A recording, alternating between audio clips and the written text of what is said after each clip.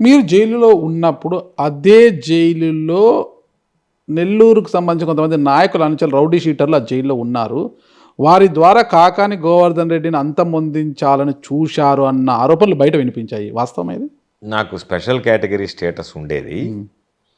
దానికి సంబంధించి special category status అంటే సపరేట్గా ప్రత్యేకమైనటువంటి గది కేటాయించారు. కాటు, bed, table, books, chair, separate మొత్తం సిస్టమ్ అంతా ఉండేది.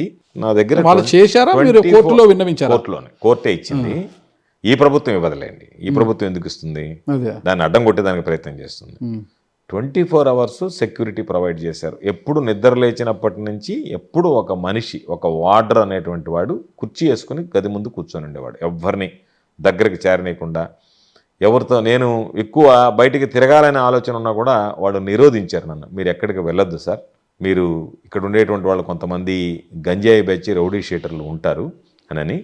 ఎవరినన్నా నేను కలవడానికి రూమ్లో నుంచి బయటకు వచ్చేటప్పుడు కూడా భద్రత మధ్యనే తీసుకొచ్చేటువంటి వాళ్ళు. ఏదో ఒక్కరిగా పంపించడము, ఒక్కరిగా వదిలేయడం కాకుండా డిప్యూటీ జైలర్ స్థాయి అధికారి వచ్చి ఆయనతో పాటు వార్డర్లు అందరూ కలిసి తీసుకువెళ్ళేవారు భద్రత మధ్య. అందుకని ఎక్కడా కూడా ఆ విధంగా ప్రవర్తించలేదు. అటువంటి ఆలోచన కూడా నాకు కలగలేదు. అందుకే నేను ఎప్పుడు మిమ్మల్ని అంతమొందించాలనుకున్నారని బయట అయితే ఆరోపణలు వచ్చాయి.